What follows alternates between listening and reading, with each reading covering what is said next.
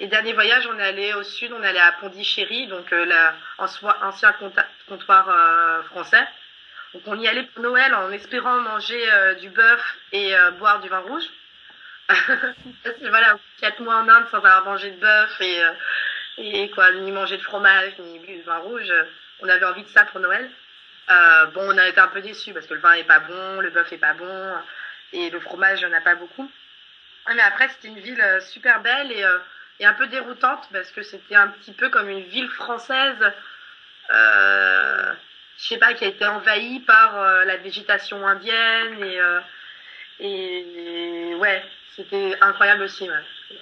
Donc voilà, donc en gros, on a visité, ouais, moi j'ai fait tout ce que j'avais envie de faire en Inde, voilà, là-bas. Et j'ai pas visité les grandes villes, New Delhi et Bombay, et je suis pas allée voir le Taj Mahal non plus. Je suis pas fait les grandes villes parce que c'est quand même très oppressant, les grandes villes en Inde. Et j'aimais pas trop ça, je préférais la nature, quoi. Et j'ai pas fait le Taj Mahal parce que j'ai pas eu le temps et que j'avais déjà vu énormément de temples magnifiques avant, donc j'ai pas ressenti le besoin d'y aller. D'accord. Donc beaucoup de voyages, découvertes culturelles et d'environnements différents. D'après ce que j'ai compris. Et donc tu m'as dit que tu faisais 2 semaines en cours et 2 semaines de voyage. Ouais. Quand tu étais en cours, est-ce que tu peux me dire un peu les activités que tu pourrais recommander dans la ville, enfin s'il y en a, où se trouve le campus? Donc tu as dit qu'il y avait pas mal Alors, de sport. ouais, 2 semaines en cours, voilà, les 2 semaines en cours, souvent, qu'on passait voilà, sur le campus, c'était, bon, retrouver les amis qu'on avait pu se faire en Inde, par exemple, enfin les Indiens, donc on passait un peu de temps avec eux. Ce qu'on faisait de nos journées, bon, on allait en cours, quand on avait cours. Euh, Sinon, on essaie de faire ouais, 1 à 2 activités par jour. Ah oui, il faut savoir qu'on a demandé, on a eu une salle commune, en fait. C'est une des chambres où ils enlevaient les lits, toutes les affaires, et qui en ont fait une salle voilà, où on pouvait se réunir, on avait de la musique et tout. Donc parfois, on se contentait de rester dans la salle commune et de regarder des films, ce genre de choses. Sinon, comme activité, on allait à la piscine parfois dans les hôtels. Euh, il y avait quelques activités à faire dans Bhubaneswar, comme donc visiter les temples. Il y a un zoo aussi, donc on allait au zoo. Il y a des grottes aussi qui sont très belles à côté. Enfin des grottes. Oui, enfin oui, disons des grottes à visiter. Sinon, certains faisaient du sport, moi pas. On pouvait aller au resto, par exemple. Il y avait aussi comment ça s'appelle, des centres commerciaux. Enfin, un centre commercial pas loin, donc parfois on allait là-bas faire du shopping, entre guillemets, hein, parce qu'il n'y a pas autant de choses qu'en France. Enfin, voilà, par exemple, le centre commercial, il est avant tout fait pour les hommes. Et il y a quelques affaires pour femmes, mais il y a plusieurs magasins où il n'y a que des affaires pour les hommes, quoi. Donc, pas top pour le shopping. Je sais pas, oui, dans le centre commercial ou même dans les hôtels, parfois on allait se faire des massages. On faisait une après-midi massage parce que c'est vraiment pas cher et que c'est super. Euh, Qu'est-ce qu'on faisait de nos journées? Oui, si, après avoir sympathisé avec les Indiens, parfois ils nous amenaient sur leur moto dans quoi dans les alentours de Bhubaneswar, sur des collines, voir le coucher de soleil, ce genre de choses. Ça, c'était cool. Voilà, moi ce que je conseille, c'est vraiment sympathiser avec les Indiens. C'est eux qui vont faire découvrir la ville. Et sinon pas grand chose en fait. Sur le campus, on s'occupait, mais au bout de 2, 3 semaines, on tourne en rond vraiment sur le campus. Donc voilà, je conseille à toutes les personnes qui voudraient partir là-bas de mettre de l'argent de côté surtout et prévoir un maximum de voyages. Pour info, oui, on a parlé des cours, mais pour info, on valide les cours en Inde à 0,5 sur 10. Moi, j'ai validé mes cours avec 1 ou 1,5 de moyenne. Donc, faut pas trop se préoccuper. Enfin, c'est pas parce que c'est cool, c'est parce que là-bas, le système de notation est différent. Et que, enfin, bref. Enfin, il y a plusieurs facteurs qui font que, voilà, c'est comme ça. Donc, ça a peut-être changé, hein, mais normalement, c'est pas prévu. Donc on valide assez facilement les cours. Les cours sont souvent déplacés aussi. Enfin, comment dire, on peut avoir 5 fois cours la même semaine et puis avoir cours pendant 3 semaines, ce genre de choses. Donc bref, c'est assez simple de voyager, même si on a envie d'être assidu en cours. Et, euh, et voilà, moi je conseille aux personnes qui veulent y aller de valider un maximum de cours avant, de faire des électifs peut-être en distanciel et y aller avant tout pour les voyages parce que c'est vrai que toute personne qui a passé plus d'un mois sur le campus après va s'embêter sérieusement. D'accord. Et au niveau de la langue, donc je sais que je pense que les cours étaient en anglais, mais je sais que l'accent parfois indien est assez compliqué, enfin à comprendre. Est-ce que t'as pas eu trop de difficultés, ouais, par rapport à la langue? Au début, si. Au début, il parlait, je comprenais absolument rien. C'était très compliqué. Euh, Ça dépend des personnes. De façon générale, on s'habitue au bout d'une semaine ou deux. Voilà. Ils roulent les R. On s'habitue assez rapidement. Après, je me rappelle d'un prof où je comprenais un cinquième de ce qu'il disait. Parce que, bon, heureusement, il y a le PowerPoint derrière. Mais parce que, ouais, il y a certains.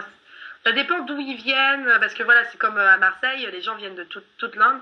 Donc, parfois, c'est. Mais avec les étudiants indiens, il n'y avait pas de souci. On a très vite compris ce qu'ils disaient. Il y a peut-être une ou deux personnes qui ont un fort accent, mais ça allait. Mais ouais, au début, c'est un peu déroutant, mais ça vient vite. Et puis après, avec les personnes voilà, à l'extérieur, dans les voyages, ainsi de suite, euh, voilà, les conversations, il faut qu'elles restent simples pour parler avec eux. Il y a une ou deux régions en Inde où ils parlent pas du tout anglais. Enfin, le sud-est de l'Inde, ce genre de choses, ils parlent très mal anglais, mais dans la plupart des pays, dans la plupart des régions, ils parlent anglais. Voilà, enfin, c'est impossible d'avoir une grande discussion politique avec un Indien rencontré comme ça. Euh, des personnes qui n'ont pas fait d'études, mais il sera toujours possible d'échanger avec eux. Voilà, et sinon, non, mais sinon, ça va. C'est compliqué, ils ont un fort accent, mais ça va. D'accord, donc C'est comme parler pour un Français avec un Québécois. Au début, c'est difficile, mais au bout d'un moment, ça va. d'accord, on s'y habitue.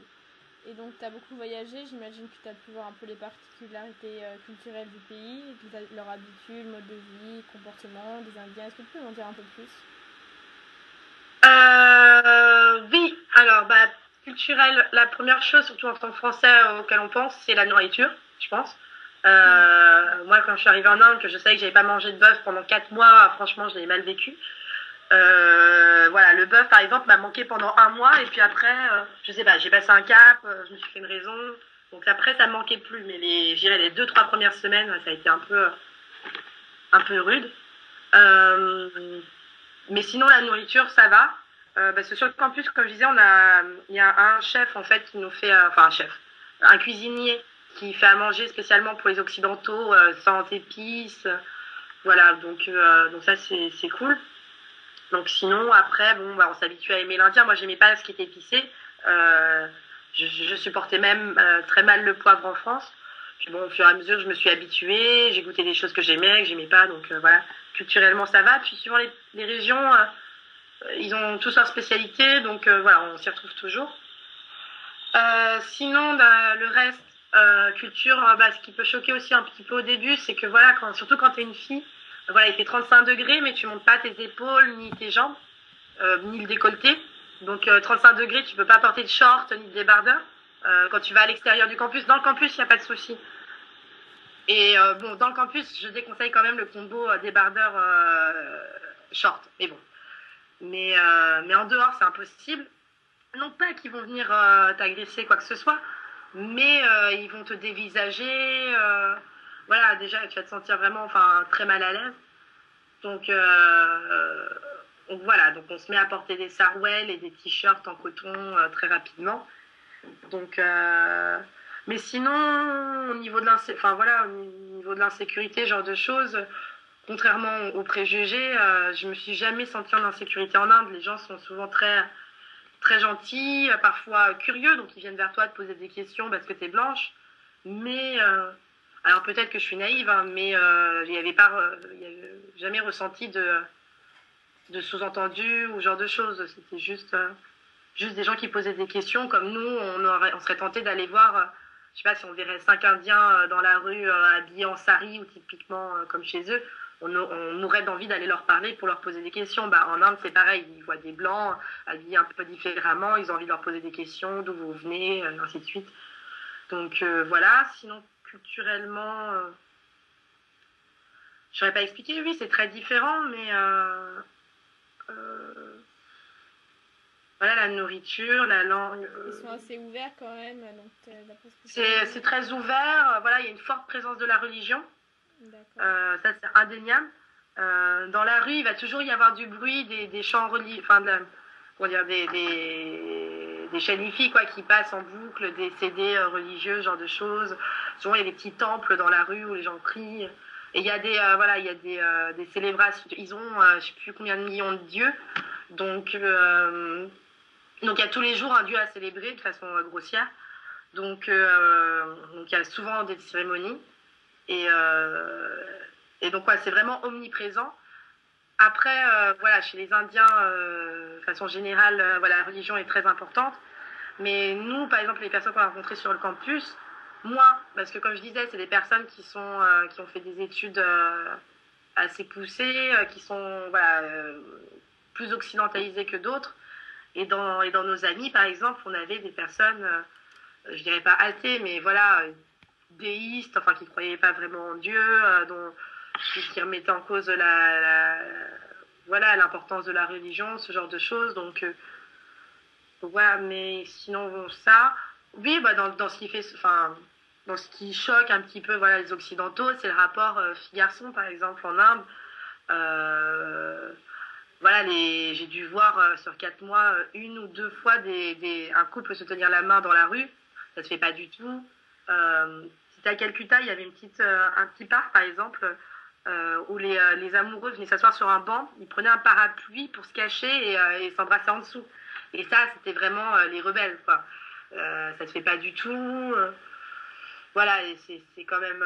Mais après, comme on est occidental, on n'est pas considéré comme des filles indiennes. Donc nous, on peut aller facilement parler à des hommes, ainsi de suite, sans que ça choque en fait.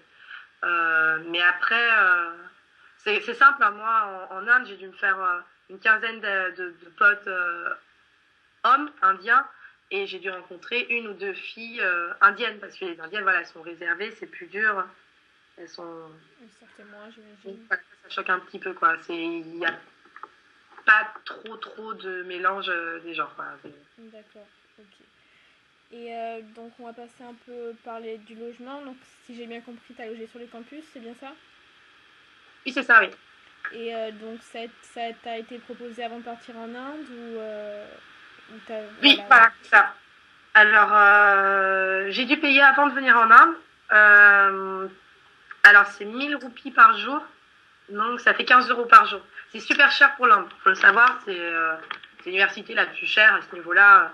Donc c'est pas énorme, par exemple, par rapport à un loyer parisien, mais bon. Faut payer avant, oui. Euh, donc, avec ça, j'avais le droit à la pension complète et le logement. Donc, euh, donc ça va. On avait une chambre pour deux. Alors la chambre, elle faisait quoi? Elle faisait, je dirais peut-être 15 mètres carrés, quoi.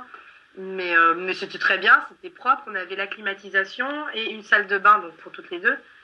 Et oui, j'étais avec une Française. Voilà, les Français sont dans des chambres avec des Français et pas avec les Indiens. Et on avait un petit balcon aussi. Donc ça, c'était trop bien, avec vue sur toute la ville.